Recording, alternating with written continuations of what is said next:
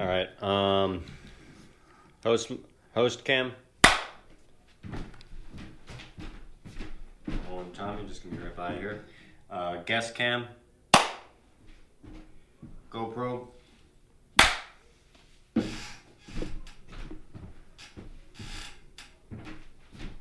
Okay.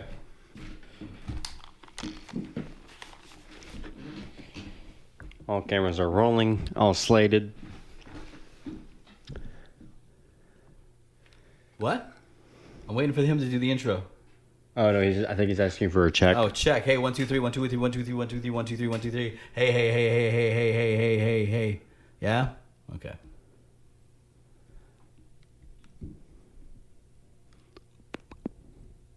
Yep. And we're up, folks. How are we doing today? Here we are, coming into your living room, or maybe you're in the subway right now, or riding a bus, or just on your way back home. Either way, we have a very nice guest with us here tonight. We have Tommy James. Let that soothing British voice just take you away. Hi. Hey, Tommy. How are you? Great. Yourself? All right, go ahead. I'll just be first. Yeah. How you doing? Okay. I'm pretty good. Yeah. That's some coffee. What's going on? Very What happened medicated. to what I think I happened today? got possessed. What by happened something. today? It's like, is this like a horror show? What is? Yeah, this is the first time doing it with this mic. Usually do it with a 57. Okay. No, not a 58 is usually what we do it with. So I'm intimidated? kind Is that what it of, this thing is really interjecting. If you want to get nerdy, the 57 is my dream mic. It really is. You have a poster of it on your wall? I have a not a poster, but I've got a collection of at least 12, Wow. Yeah. 57s, huh? including one which I stole. Oh. Yeah. Is that like Sure, the we're going to best cut that one? out. Don't, you're safe. It's fine. No, it's in the past now, so I can get away with it. But I was okay. You said before. I said before about name dropping and all this kind of stuff. So I'm gonna do this in the most entertaining way. So I was signed to Dave Stewart from the Eurythmics, and so he used to give us free reign of his studio called The Church, which is in Crouch End in London, which is where he started. He wrote Sweet Dreams in there on a reel-to-reel, became a hit, and he bought the whole fucking thing. And eventually had a label and these 2 Class A studios and a rehearsal room and another small 16 track which he gave us. Cut a long story short, he had to sell the studio to pay for his divorce. So I hear. But he sold it, and I was one of the last people in the studio, and I'm like, this place is just going to get thrown. There was things like synthesizers and different types of sequences, like the synclavier was just like thrown in the corner because no one could work it anyway. You know what I mean? And this it was like the beginning of life with the recorded technology and the food chain. And there was this one mic that I was using. It was a 57, which gets back to 57, and it said stamped on it Annie Lennox. Oh. And I knew it was going to get trashed, so I put it in my pocket. I thought, I'm taking that. Nice. Still have it. And if you're listening, Dave, I'm keeping it. He's going to pay for a second divorce now. He's going to need that back. No, right? I don't think so. He's doing quite well. So you're the host of Radio Free Brooklyn. What is Radio Free Brooklyn? Radio Free Brooklyn is a non-for-profit radio station. 24 hours a day. I think there's 81 shows. Predominantly, it's supporting community radio. Community is in local bands? A lot of local artists. And some of the hosts dig really deep into the 60s and the 70s, garage, psychedelia. There's some good talk shows on there too. My show is definitely different to anything else on the show, on the radio station. How so? Well, it's a montage of music, of course, movie quotes, sound effects, and odd guests that I have, and it's all done in front of a fake live studio audience. Okay. Cool. So there's a story every time. There's always a theme. There's Okay. always something. It might be something that's reflected in the news. The paranormal. What's that? The paranormal. I have done the paranormal. They're fun. I did a Halloween show, and I actually had Anton LaVey No. on my show. But this is only What? this is last year. He's dead. Yeah. Oh, I see. Get it. I get it. Okay. So, which makes it more intriguing. And, You're good, bro. You're good. so I find bits of interviews of people like him, and I'll have him, because I eventually, it starts off a little bit like this. We're in a studio, and then somebody will knock on the door, or somebody will come up and say, hey, it's like 5 o'clock. And I'm like, shit, really? So then you'll hear me running up the stairs. I'll be like, and then I'll open the door, and it's like, yes. I'm like, thank you, everybody, thank you. So it's kind of a fake version of who I really am. An aging radio host, failed rock star, and Wow, that's your imagination of yourself. but my imaginary, I should say, audience loves me. Doesn't matter what I do, they dig me, Nice. So it's Way very, better than therapy, right? and then it kind of goes on from there, and then so say I'm in Halloween, I'll be like, they'll be knock on the door, but now I'm on stage, so there's an audience reaction. So then you'll hear a knock on the door, and there'll be like lightning crashing, and I'm like, oh, it's Anton LaVey. And then I'll find something that he said, and I'll say, what you've been doing? He's, well, I've been laying low, so I've not been doing interviews anymore. I'm like, well, thanks so much for coming on the show.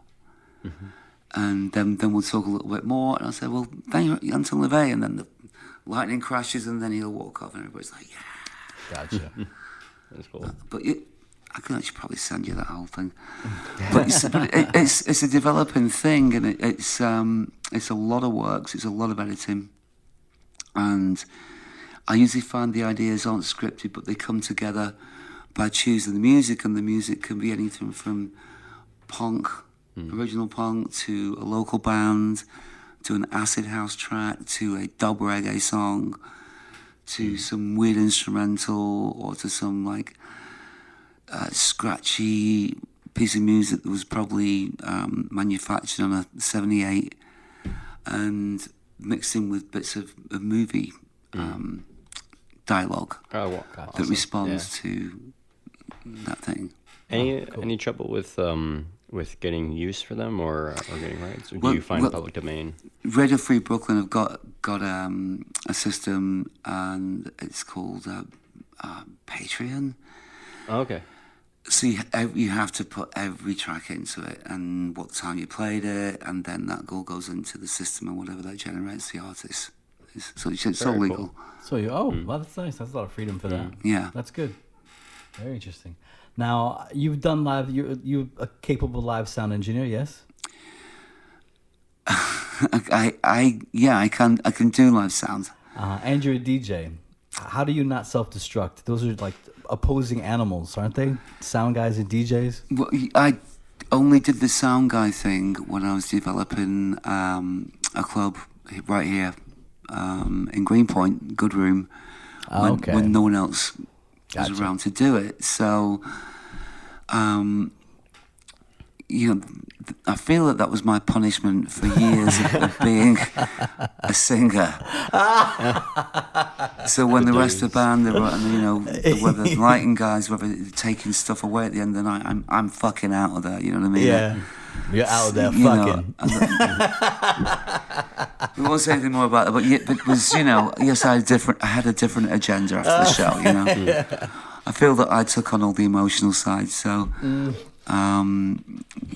But I definitely paid back that. And Well, it's good that you acknowledge it. yeah, and I've always respected front of house people. Now you're lying again. No, even more so now.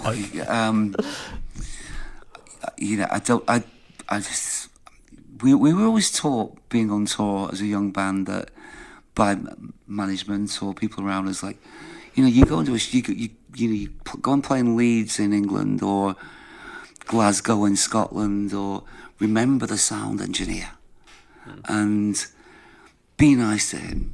Because when you're going around there, at a certain point, you don't have your own sound engineer, so you're relying on your house guy. Mm-hmm. And a lot of bands really need to understand that. Yeah, they do. Because they're fucking dickheads. Yeah, they are. And they're wasting your time. Oh, yeah, they are. Yeah. I don't, I do live sound for a living. You still do? Yes, and so I don't... Can I shake your hand, Yes, please? you can. Thank you. Kiss the rings, bro. Yes. Absolutely. Listen, my thing is I don't expect anything extra than human fucking dignity, Right. and that's what I never fucking get. You know what I mean? But anyways. Sometimes never. No. When it's either one or the other. Even What's the somebody will- percentage? I'd say 90-10?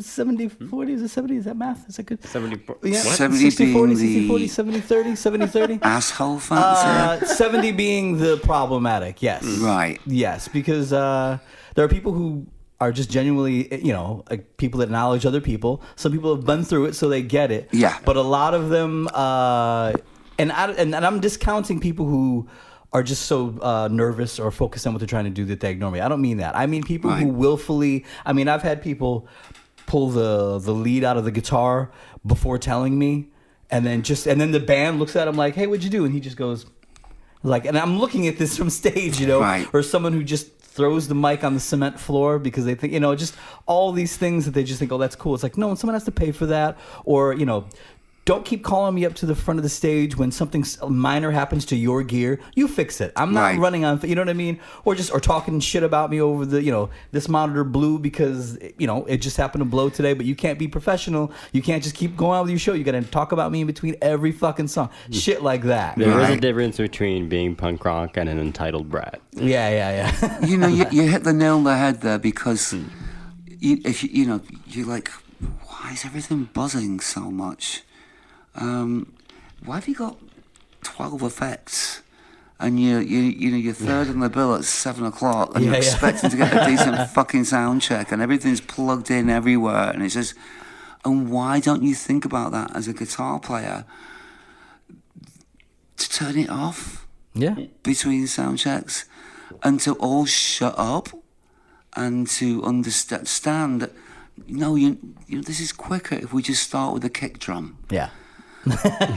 Yeah. And then snare, and then some hi-hat, and then some toms, and then let's get the bass player in, and let's get that sounding good for you. And when I say let's hear the guitar, I don't mean start tuning the fucking guitar. And play the fucking. Let me know how loud you are. Be ready. Yeah, exactly. Be ready, and that's something really fascinating for me. And I think there's a few things missing out the industry. Obviously, you sound like a really good person to work with for the Amazing house. to work with. When things are working, I'm a good person to work with. Right. I'm only as good as that cable. This is Right. dying. Yeah.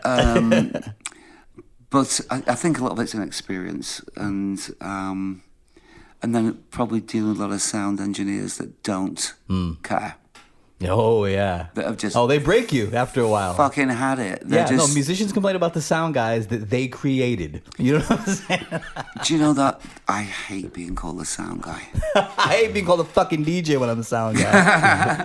But why do you hate that? I found it derogatory. Well, it's like in hip hop. You got to embrace it. You got to use it with love. You know? Right? Yeah. I could never do it. It was like suddenly I remember playing in front of 45,000 adoring fans, and then now I'm the sound guy. That's funny. I think I made it worse because I know you've got the mentality for it, and I found someone eventually at Goodroom that was just amazing. funny. And he's just so patient and became really professional and did a hell of a lot of drugs. Well, that's the medication. That's Yes. mommy wine time. You know what I mean? And when you happen to be working in a club, it's really convenient. You It just is. step over there and get a little, get this out of my fucking head in a bottle. Maybe if you don't even do it, just the idea that you can. Yeah, is enough. exactly. You know what I mean? Exactly. So, what was your experience as a DJ? How did you? What made you a DJ? I know the beat. Don't say the beat. Just get to the fucking No, point. it was a complete accident, and it was actually always inevitable when I think back. There's a lot of things as you get older, you think, okay, that's why that happened. And I was in New York. My band had broken up. I'd literally just come off tour with NSYNC, of all people. I know, it sounds Get out crazy. now. What were you doing with them? I was playing guitar in the opening band. And being a sound guy made you feel bad. Yes. Well, you know what? It's funny when I actually did it, and when the dust settled, and I got the gig, and I'm on the tour bus, which I'd only got the gig 3 days before, and we're driving to Phoenix. I didn't even know who NSYNC were. Nice. No idea. That's hilarious. But I knew Jesse. Jesse Camp was a MTV VJ. Oh, right.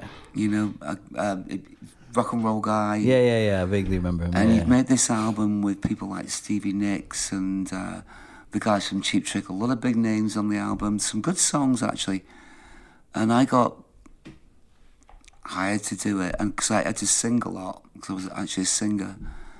And so it helped Jesse with a lot of the harmonies, and got to Phoenix. I rehearsed with them once. And the next day, we were playing, and I didn't know what to expect until I saw these tens of thousands of girls between the age of 13 and 18. Fucking score, bro. That's why you picked up the guitar, huh? And I know, and I'm just like, what is going on? I'm the oldest guy on the tour, you know. Fuck right. Seriously. And so I'm like, all right. And I remember Mandy Moore was on the tour. Okay, we can't talk about this earlier. And I remember being in the desert and stuck in this tent with Mandy Moore, and the rain's coming down. She's probably like 12 or something. Is this really a metaphor? Awkward. Right No, but afterwards, it's the Rachel truth. Lee Cook was on And there. then the next minute we're on stage, and it's like being fed to the fucking lions, you know, like it's like the gladiators.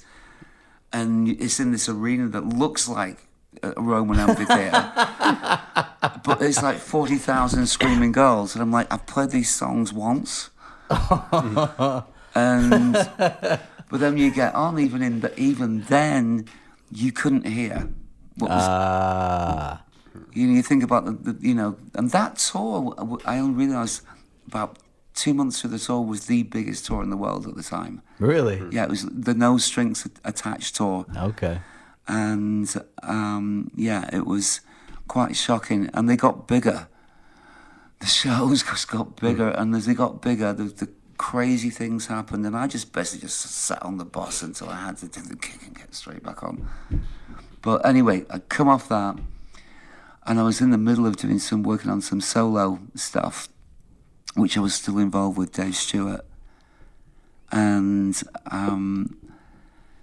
in doing that, I was actually got a residency at Joe's Pub with these promoters, and they were doing they had contortionists, and then they had comedians, and then they had me, and I had this little band, which they given to me.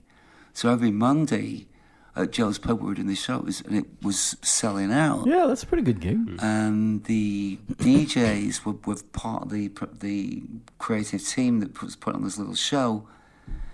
And one day, I think he dissipated into the bathrooms. I'm not sure what he was doing, but he didn't come out for a long time. And I had to jump behind the DJ booth. And he had a bunch of CDs. He had a bunch of Tribe Called Quest, and he had some,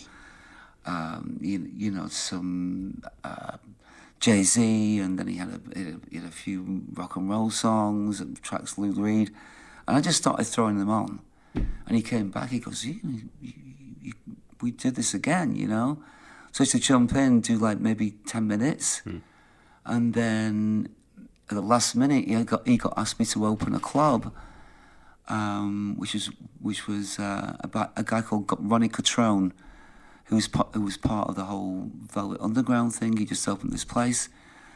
So I did the opening, and I borrowed this guy's book of CDs, and I just played whatever the fuck I wanted. I was playing like Frank Sinatra, and then I was playing the Sex Pistols, and I was playing the Four Tops, and then, it was going on like I was playing Sheep on Drugs, and somehow it just worked. Nice. And there was one promoter in the club, and I picked up one other gig, and then literally with about 3 weeks of me DJing, there's a great lady called Amy Sacco, who had a place called Bungalow 8, which was the first kind of super lounge, and she wasn't letting anybody in. It's a completely exclusive club, and she asked me to come and DJ. She'd heard little bits because we were on the same circuit, and I went and did the same crazy shit, and she hired me, and from that was such a great opportunity that although it was very, very stressful, that I ended up DJing. People like Prince would come in, Bowie would come in, Jagger, like Salman Rushdie, Trump. Fucking Trump. Shit, huh? Yeah. And your gift before kings, eh? I know. The Hiltons, the whole thing. Then you had like people like Whoopi Goldberg and I can't remember all these actors, but it was a lot of pressure. Grace Jones was it? Oh, that would have been cool. So it was weird. Yeah, that's cool. And from that, I started to get a lot of work in fashion. Of course. So I started doing music directing for people like Vogue and all the usual editorials and blah blah blah, and then people like Betsy Johnson, Nicole Miller, Kate Spade, to just name a few. Ivanka Trump. Nice. I did her fashion show. Nice. And it was one of those closed ones where there's only 30 people there, and he was fucking right there. Can you imagine? No background track, no weapon, no poison. That's funny. Nothing. It was that close, and it was only like 2014 or something. It wasn't that long You could ago. have changed history, man. I'm not a Trump supporter, and I'm not cutting your story off, but we need to go to a need to commercial break, yeah. and promo this thing. Let's do it. Oh, great. Listen. Yeah.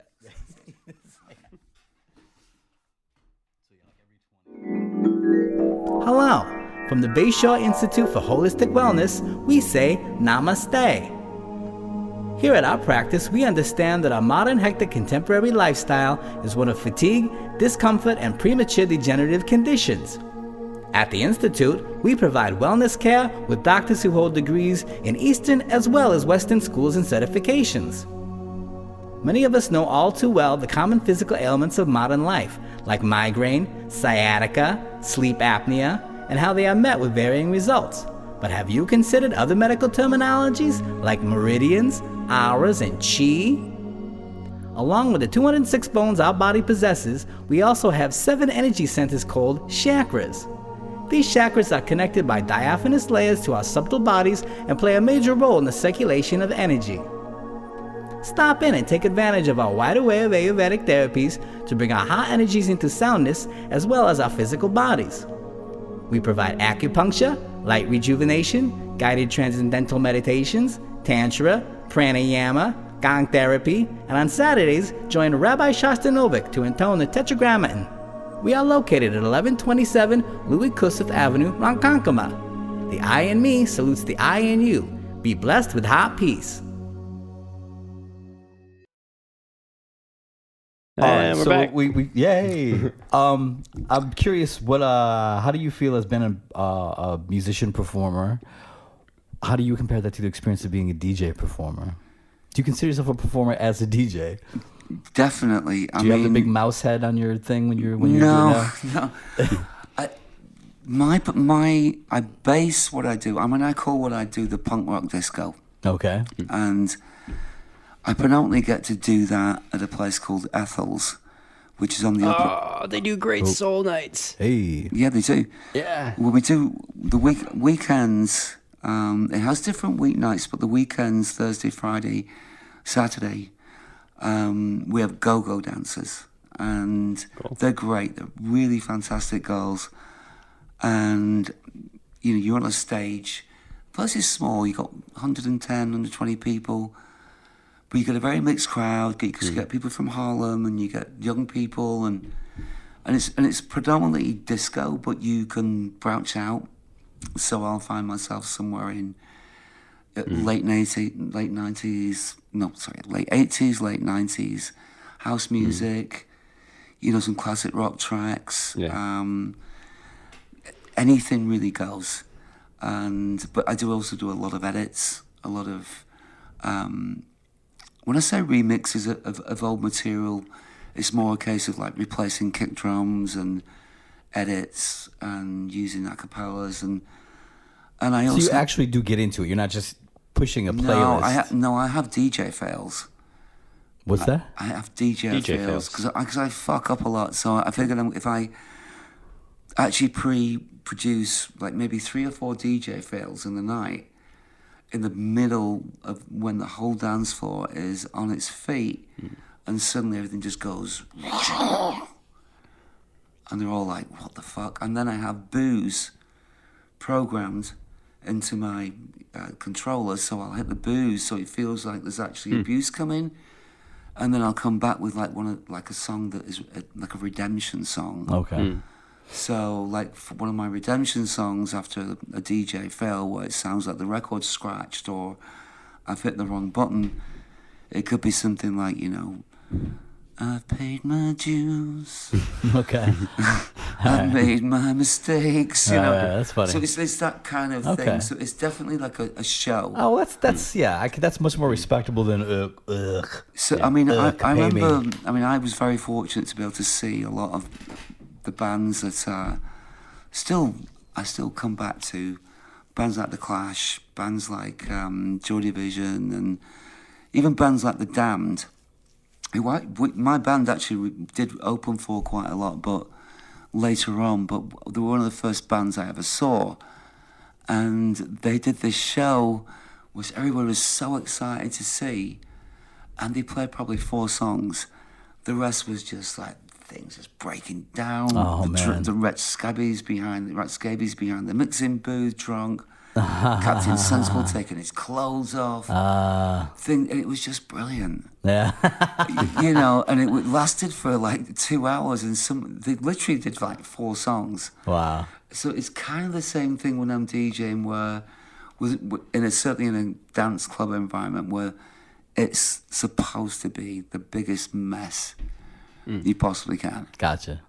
And I do use things that I would use as a singer, which, I worked on very much like eye contact, be able to try to include people that are actually there, reach out to them.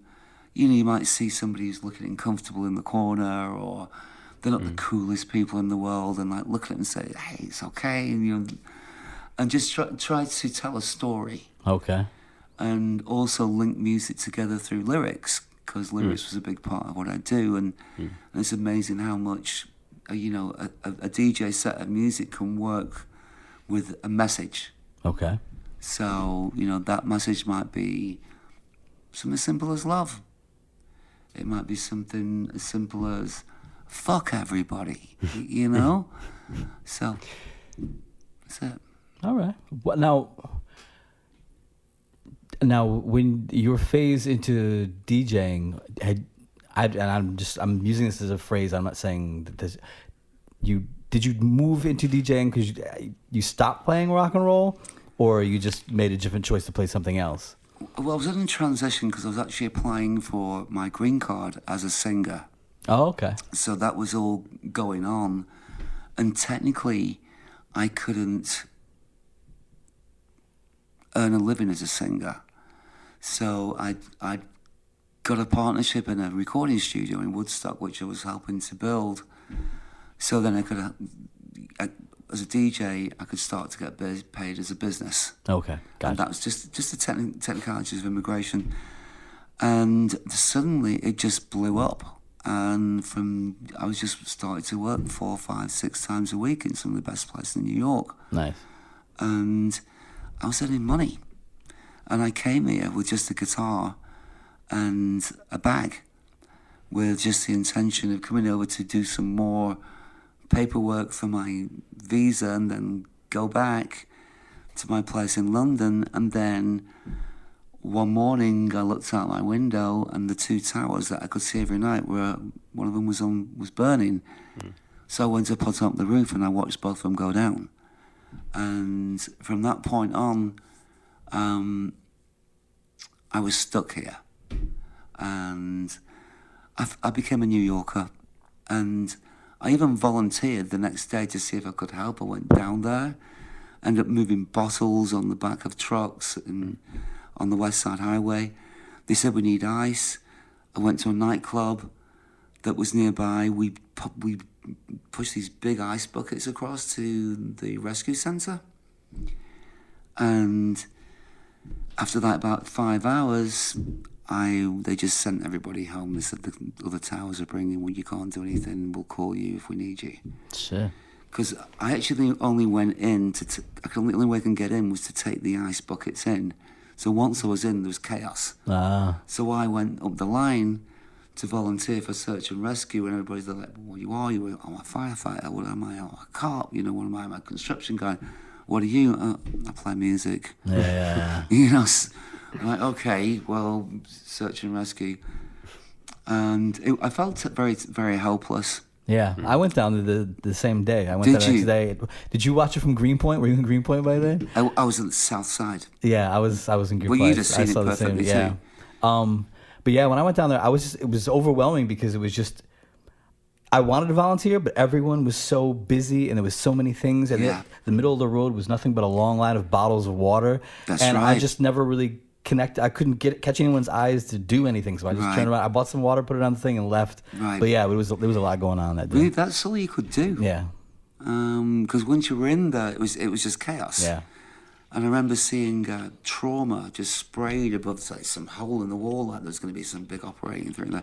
No one came out. They closed the place down. Yeah.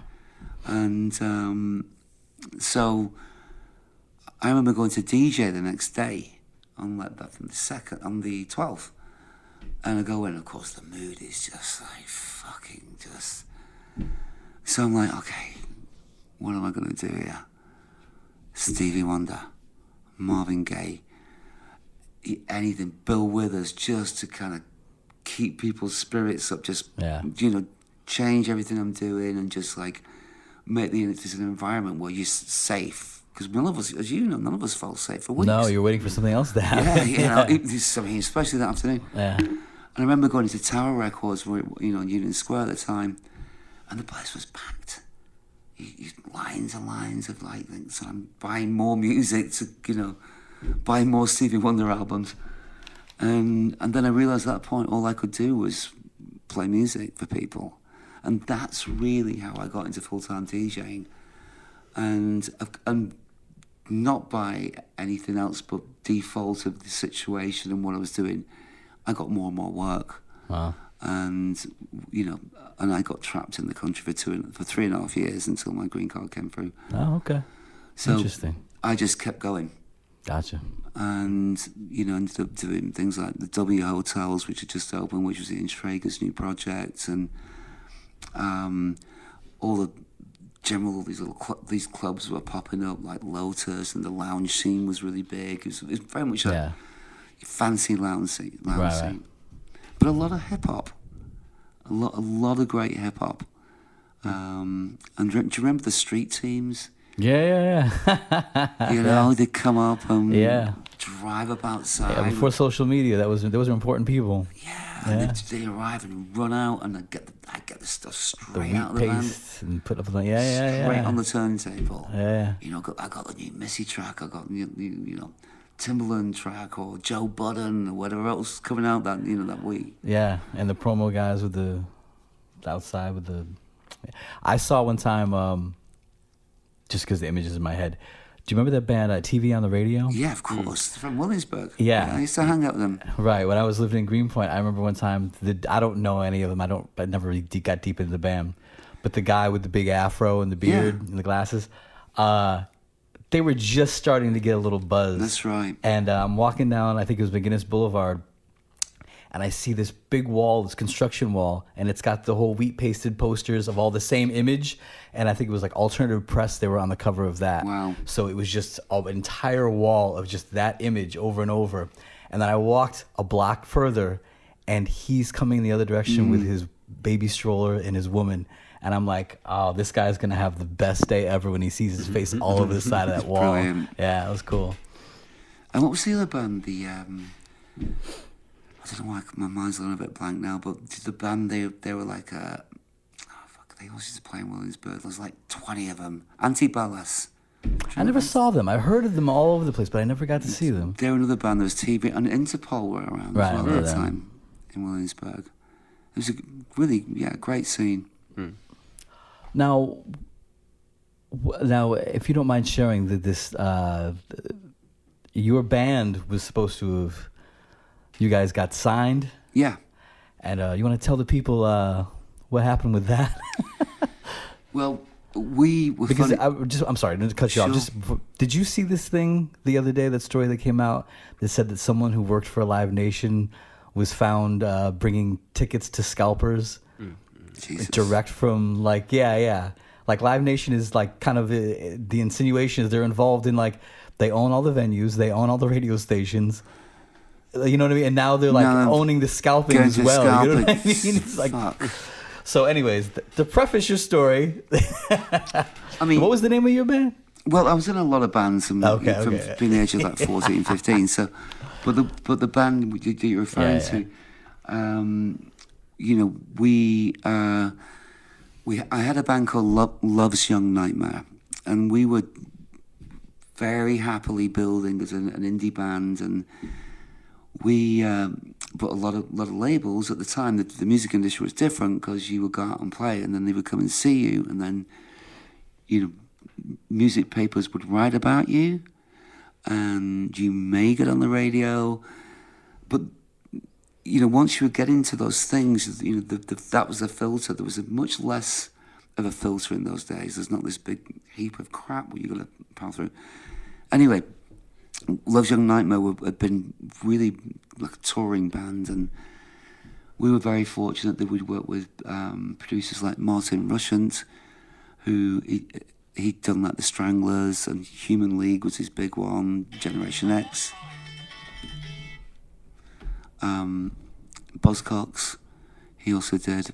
So we were a big fan, and we a lot of producers were interested in working with us, like say Martin Hannah, who'd done Joy Division, New Order. We turned him down. We turned down John Proctor, who'd done Stone Roses, and we went with Martin, and we started to be able to get radio on sessions and bigger shows, and we were building a great following. We were actually earning a living off the shows and selling merchandise, but we couldn't get signed. And when we were out on the road, we were broke, and we didn't know what else to do but play music. We weren't very good at anything else. So we decided, as we'd been turned down by every single major record label, that we would approach producer-led labels, because it seemed like producers, the musicians, liked us. And we just hit up Trevor Horn's label, which was called Red Dot. Your listeners are going to know who Trevor Horn is. Buggles, Seal, made some great records, and of course, Yes. And we sent our stuff to Dave Stewart because he had a couple of bands on his label. A band called Curve, who were a big indie band, and they were there. And we were quite similar. We had this similar. There's a little darkness in there, but not as dark as we ended up. And it took him about 8 months, but he signed us. Dave signed us. Trevor Horn turned us down, and Dave, asked us to come and meet him, and we went to meet him, and he goes, I really like this. At that same point, when we were just about to get signed, I got an offer to go do my first American tour as a guitar player for a band called Sex Gang Children. Oh, I love that. I didn't know that. Yeah. Really? You know? Okay. So Interesting. This was in the early 90s, so they were Yep. reformed, signed to Cleopatra Records here in LA, over in LA. So I got to do my first American club tour, which was known back in England with people that I knew that had done that kind of thing, like the guys from Jingler's Jezebel and The Cult, who were the people I would always turn to, said that this is the Vietnam tour. Oh. Because you're not going to sleep for 6 months in the back of a van. You've nowhere to sleep.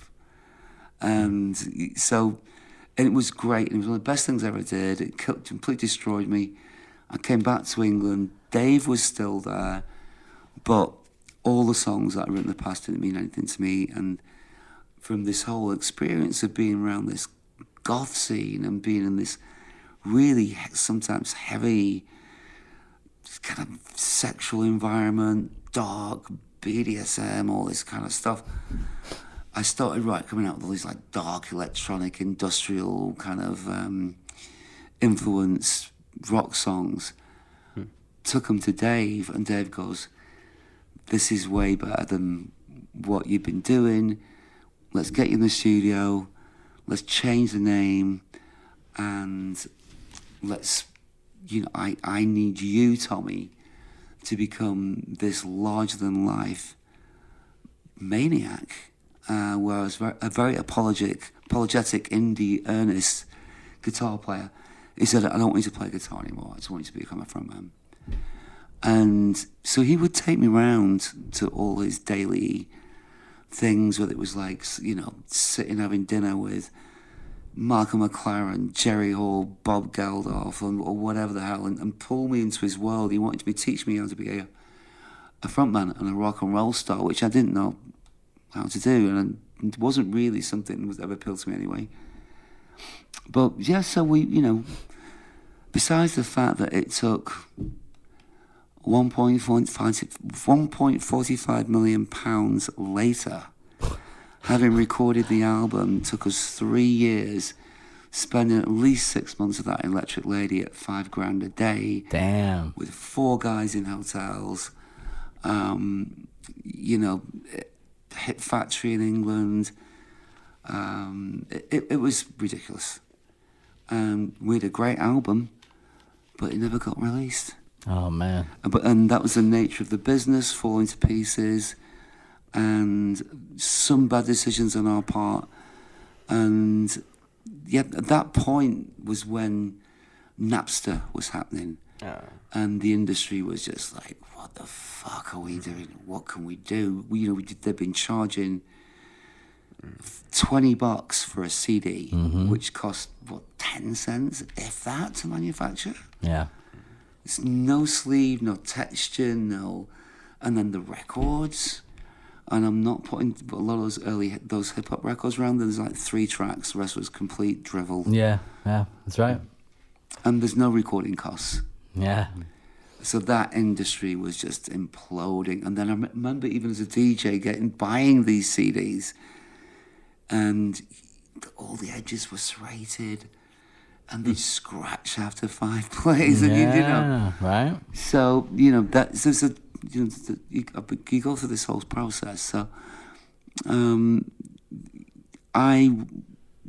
there's no possible way that the band could have really continued, because of what was changing. We did get signed again, but at that point when you're doing it and you're sort of hitting your 30s, and you think you're really old, and when you look back, you actually weren't. Yeah. But you feel it because you've been doing it, and all the legal things that come into it, and all the money that's coming in that you don't see, and everybody else is collecting percentage. I was like, fuck this. The DJ thing is making me more money than I ever did in the band. Yeah. And I still have that, that frontman thing, which I took into DJing, although it was quite difficult to come out of what David made me do, which was become a different person. Okay. What kind of person was that? A dickhead. Oh, yeah? No, it wasn't dickhead. I had to become larger than life. I'm not a naturally outgoing person. I'm kind of shy, but so I had to have a persona. But that persona, I couldn't shake for a while. Really? No. Oh, got like Daniel Day-Lewis, huh? Got caught up in the character. Yeah, it could be like that. Yeah, or Martin Sheen. Yeah. Or like Apocalypse Now. Yeah. It took years because I still have no respect for authority at all. I still can't be told what to do. Okay, interesting. Well, we gotta take another break. All right, we're taking another break. We're promoing, huh? We'll be right back. Is this the kind of stuff? No, this is awesome. Good? This is great. Yeah. He doesn't need to talk. It's funny when he does interject though.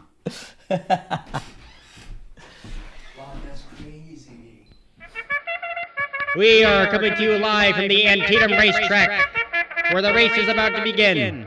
And they're off. Taking an early lead, we have Legal and Tender, the crowd favorite, who is closely followed by Mommy Wine Time, a 4-1. Third off the rail is Sawed Off Colt, who will be neck and neck with MC Jackass. After that, it's Han shot first along the rail just ahead of You Some People Gonna Die. We go back to Sawed Off Colt, who's trying to hold on to third. No, it will be MC Jackass to overtake. Past the half-mile post now. Way in the back, it's Rainbows Aren't Gay, struggling to keep up.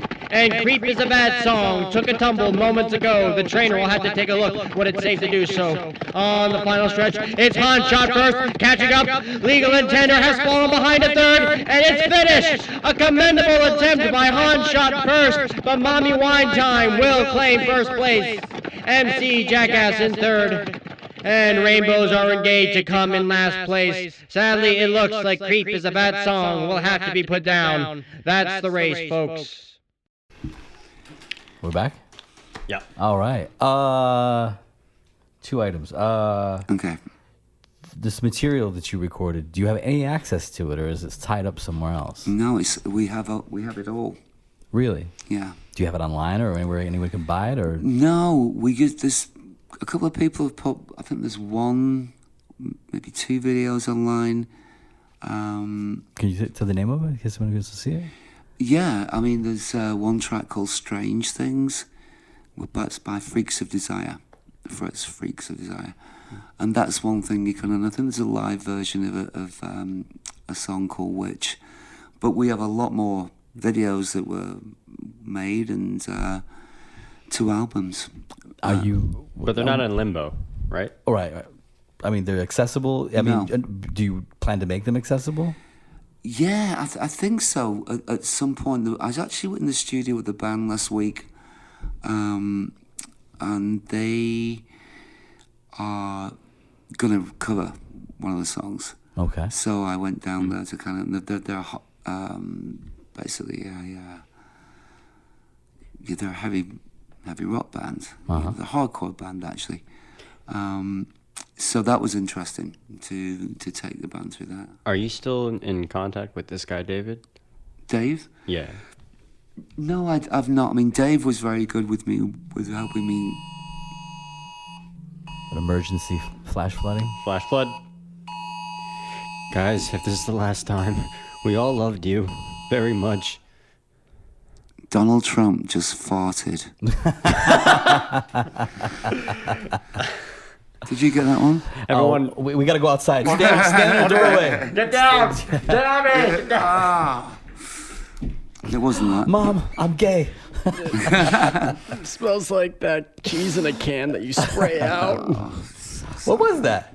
What was it? This is a weather report? Okay, really seriously. Amber alert? Amber alert. I've been getting those more. Brooklyn, New York, Amber alert. Okay. And then LIC. Wow. And then the numbers of 2 suspect vehicles. Oh, okay. Jet. Wow. All right. Better watch out for them. Yep. If you're in around the city, do what you can. yeah, it's just it'll be too late by the Yeah, time it comes yeah, out. I know. Yeah, But I can warn you guys, if Yeah. it's a white Mitsubishi SUV. I mean, there's not that many of them on the fucking street, right? Good luck with that. I hope you're listening, James. So getting back to there's like no animosity between you and James. There's no hard feeling. I mean, you and Dave. No, I think no,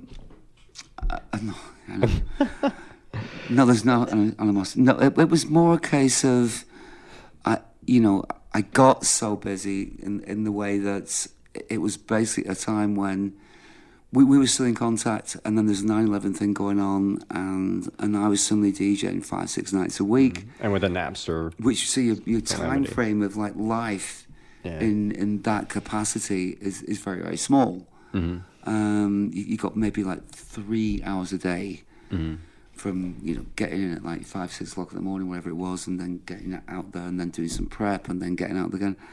So it just kind of faded away in my mind, and I think it was my fault because I could have kept her up to the rest of it. But I know he's doing something really interesting right now, which is a show called Songland, which is this show.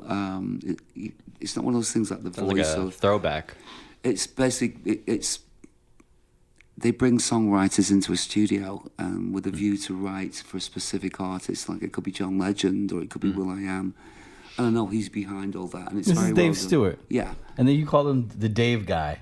Get the Dave fuck guy. out of my studio, Dave, right now. You're Take a fucking care. All right. asshole. but he's been doing. Of the Eurythmics. He's never stopped, and he's. I know he's done that with Stevie Nicks in the past few years. He was doing something with Brian Ferry. He did something with Joss Stone and Mick Jagger. But I know that there's going to be a time when. His son has got a great band called Low Moon, who are doing great actually. But yeah, then there'll be a time when I reach out. I was clearing out a bunch of stuff from my apartment recently, and I found some cassettes. So I put them in my cassette machine, the Walkman, and I found something that was like one of the last things I did in his studio and under his guidance, and it made sense with a lot of what I'm doing now, because the radio show itself and the DJ gigs. The radio show has done a couple of few things for me. It's made me creatively disciplined. So it means that I'm back using music software, I'm editing, my mind's working. And I found this song, which was basically a disco song, which I'd written maybe 10, 12 years ago. Having come back from a trip in New York and being so impressed with the whole nightlife thing and all the people on the street and, just the energy and all this kind of stuff. It's probably a bit longer. And I wrote it, very simple lyrics. And now that I'm doing working with these people like Ethel's, where it's very disco, funk based, and it's not just throwback stuff, it's the owner, it was one of the doormen at Studio 54. So he has this mentality. I mean, he just throws people out if he doesn't like them. It's not hard to get in, but if you fuck around when you're in there, you're out. He doesn't care. Good. Yeah, the Yelp reviews are fucking horrible. Hey, Fuck Yelp. keep people people- safe. Keep people. Yeah, people like say-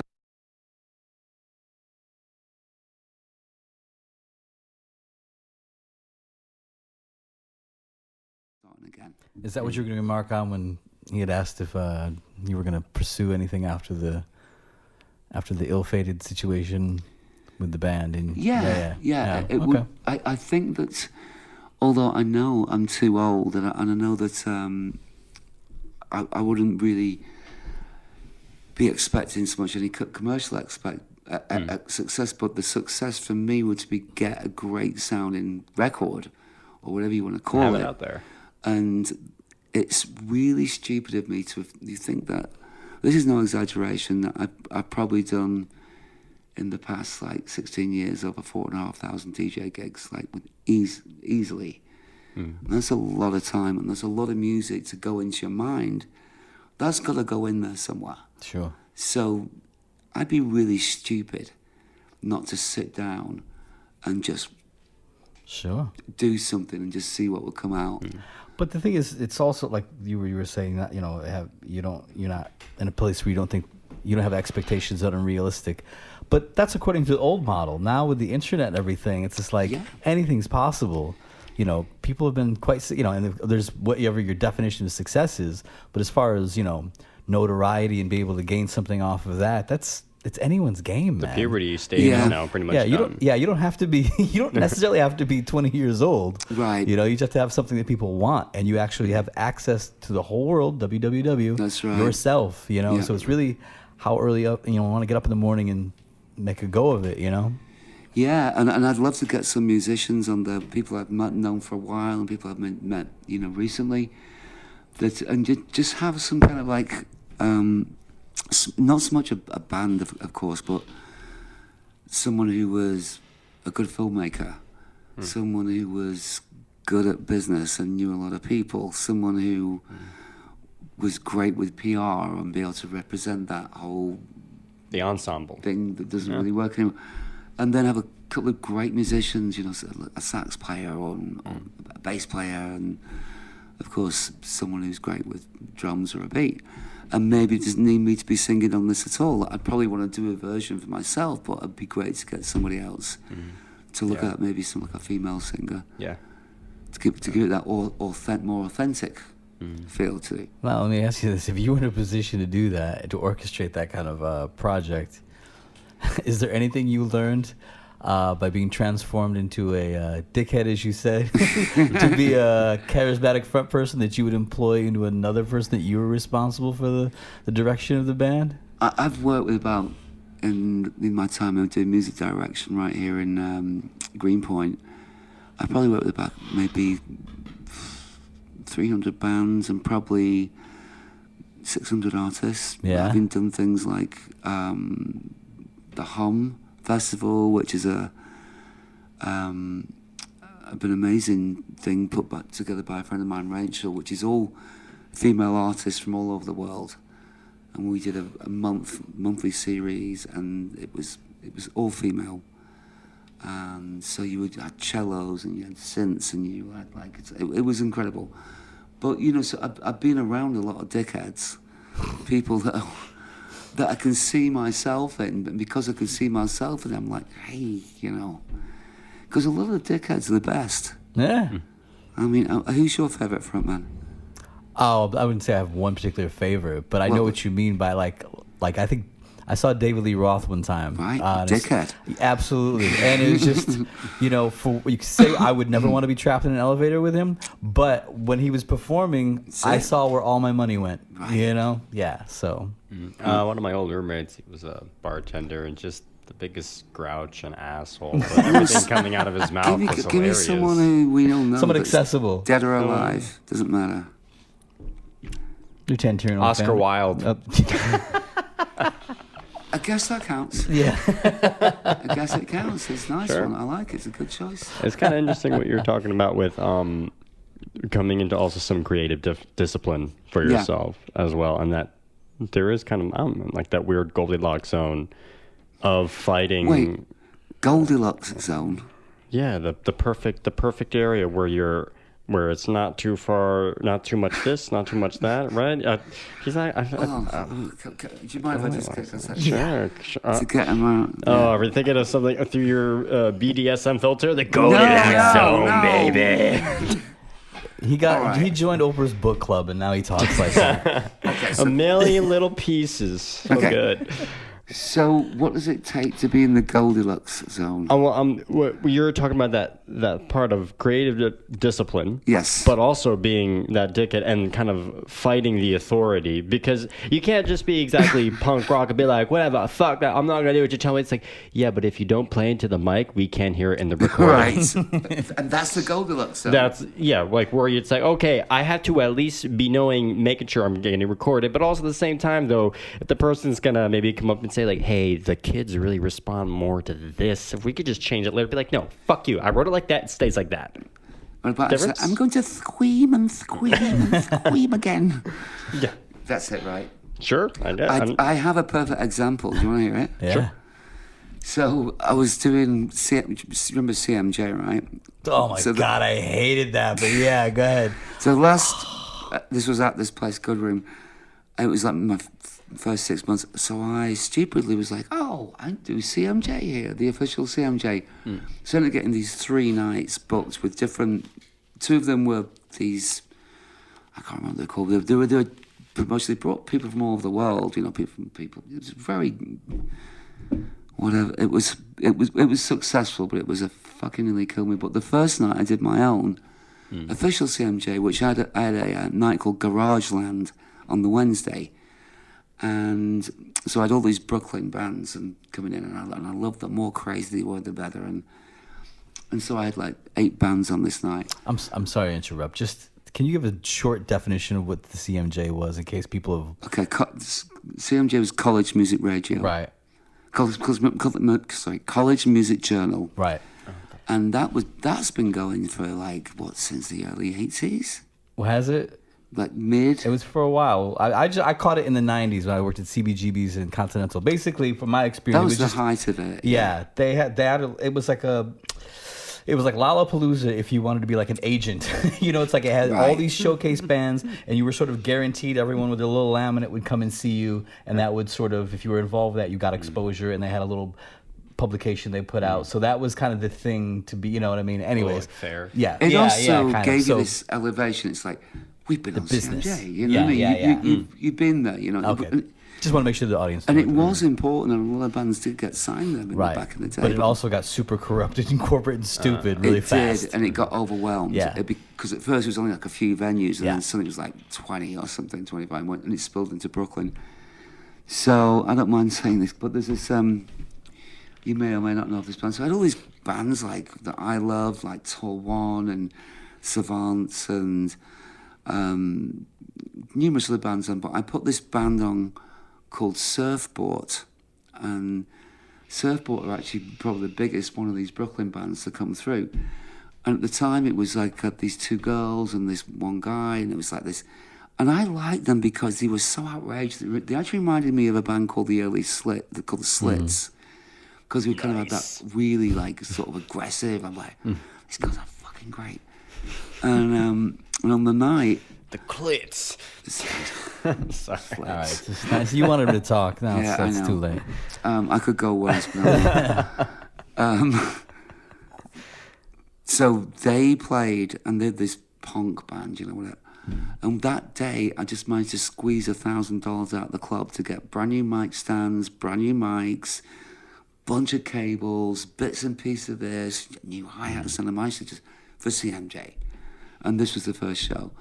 And they got on stage, second to last, and decided to start smashing the microphones and the microphone stands. There's microphone stands worse than microphones. Kicking all the shit over, the high hands. And I'm like, I know, I was DJing and kind of running this show at the same time. So I just got from around the DJ booth. I walked upon stage and like, right, get the fuck off the stage. This is not punk rock. This is not what punk rock is. This is our gear. This is our music community. And the drummer threw the microphone stand, our sound guy, and it all became fucking hell, brothers. Oh, shit. And I kicked him out. Wow, those guys sound so cool. The Goldilocks theory? Yeah.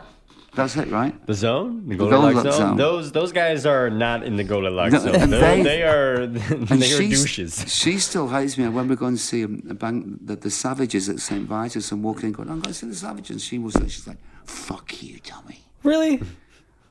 Like, a year later. She broke your shit and it's fuck you, Tommy. Guys, What the that's fuck? not punk rock, man. I know what punk rock is. There was like this one DJ guy, and like we went and did a set at his venues, and we started thrashing stuff, and he got upset. Yeah. Like, what the fuck, man? That's not cool, dude. Like, getting all upset about people only a- trashing your shit is It's only not. that ain't a $1,000 good bucks. image. We Yeah. can throw that shit It's around these days. unbecoming, Tommy. I know. Well, let me lead you into this. What do you? Did I miss something? No, it's fine. I'm just waiting for the 3 birds to come in. What do you think, if you can make a prediction or an opinion about the music industry now or the lack thereof? What is your assessment? Do you see a future? Do you see any postmodern theory as applies to the music industry? I think something's got to change. In order for what to happen? Do you think that old model should be resurrected even? Do you think people deserve Lear jets and cocaine for writing a 4-minute song on the toilet? It depends who they are. It depends on the song. Yeah. Well, Because now it's like a working musician. You know what I mean? Like before, it was people had to play venues to be live entertainment. Then all of a sudden, they just started selling all these records, whether they toured or not. And then people Right, just of decided course. we'll make the record, and you know what I mean. And then they just became musicians to be celebrities. Now they're Yeah. not actually players anymore. And so now you got nothing, but you have worldwide access with no industry. well, just like you said, I remember being around bands that hadn't played the show. Yeah. And they played a showcase. That was the other thing. Do you remember that? People do a showcase in a rehearsal room. People come down, see you. Next day, your manager could be coming and say, just offered you £400,000 to sign to, Sony or CBS or Universal or whatever was around. But that obviously didn't work in the end. Certainly towards the end. And you look back and you think about the bands that all came out of that model.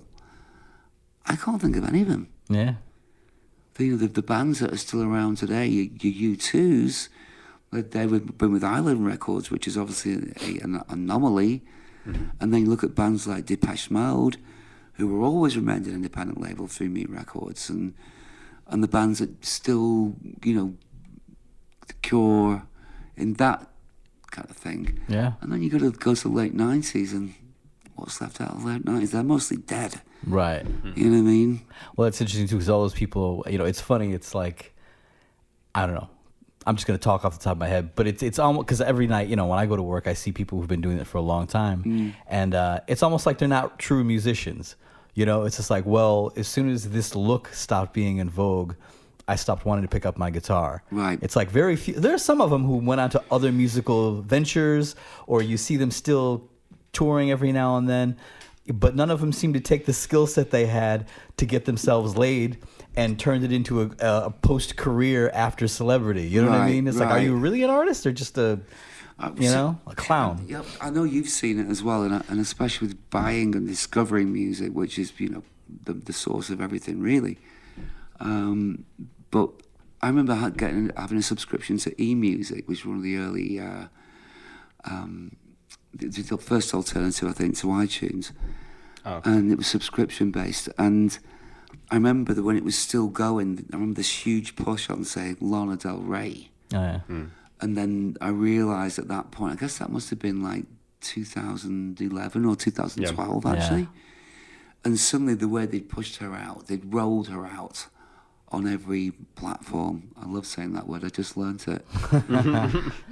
Because I just found out what it meant. Everything, the videos, everything, pushed out. The lunchboxes. The lunchboxes, yeah.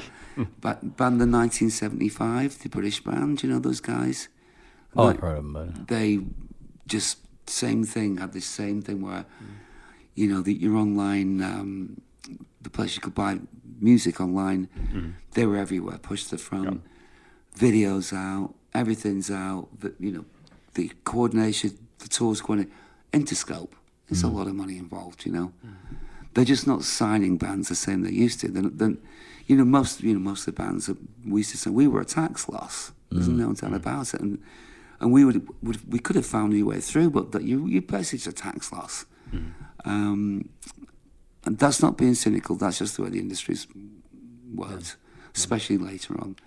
Now, I guess you had the MySpace thing, which was the first part of that, the first wave of bands like Arctic Monkeys came out of that, and even bands like LCD and all that, they were coming out of that stuff. So a lot of it's to do with how you discover music, and to discover music now is is really hard. It is. You have to purposely start digging, and you don't know where you're going. Yeah. And I find the best way to discover music is actually go to shows. Okay. And depending on what you're interested in. And I love listening to local bands, and I really believe there's so much talent around here. And they're all going to eventually merge into mini super groups. And one of these bands is going to come through, one or two of them. And it's a shame because I see bands, and I'm not going to mention any of their names because it could hurt them, that are so brilliant, made great albums, look fantastic, have great videos, doing fantastic shows, and they've no management, and they've no producer, and they've no good PR. And those three things are really key. Oh, and number 4, of course, distribution. Right. I don't understand why, and I talked to a lot of my friends who've put out albums in the past year, 2 years. Say a band like Acid Dad. He was a really good band and, put out an album, and why? I don't understand why you can't press an album. You're pressing 500 albums, you're pressing 1,000 albums. Now that's the puzzle for me, and that's got to be the key, is that surely with what we have here, you can sell 1,000 fucking albums. Oh, I see. Yeah, they don't do anything. Yeah. Piece of vinyl. Yeah. You know what I mean? In the whole world, because we didn't have that before. Yeah. That was I was saying about, you got to get up a little earlier. It's like you can't you have to be the pimp and the prostitute. You make a video back in the day, no one saw it. Yeah. You made a record, no one fucking played it, you know, because it was so commercial and so wrong. There's so little time. Yeah. So this is all brilliant, but there's so much noise. To break through that, you still need that other shit around you. Good management, a plan. Yeah, a plan. Good PR, not just somebody who's just gonna, fuck your Facebooks, your Instagram. Of course that needs to happen, but have someone else do it. Yeah. It's not all about, look at me. I mean, what's the point of that? Yeah. Anybody can do that. Yeah. So how are the people saying, look at this? Yeah. Word of mouth has always been the most important part of selling music. Yeah. No matter what marketing campaigns. I'm sure when you were at school and first getting records, it was your mate said, check this record out, right? Yeah. It's like, let me play this for you right now. Just listen. Yeah. Just listen to this part. Exactly. Yeah. And then you eventually start getting the whole discography, and you're all excited about it. Unless it's Goldilocks. Yeah. Goldilocks zone. Right there. Yeah. I say that's a good spot to put a cork in it right there. Okay. All right. You have anything? Anything last else? words? With your show is Closing remark. Radio Free Brooklyn, Friday, 5 p.m. to 7 p.m. and this is online. Online, and it gets repeated for the British people on 11 a.m. every to 1 p.m. every Saturday, and it's called Sally Can't Dance. And this is Free Radio Brooklyn. Radio Free Brooklyn. RadioFreeBrooklyn.com. Yes, Radio Free Brooklyn. Okay. And you've got did you say you had something else going on as well? At shows?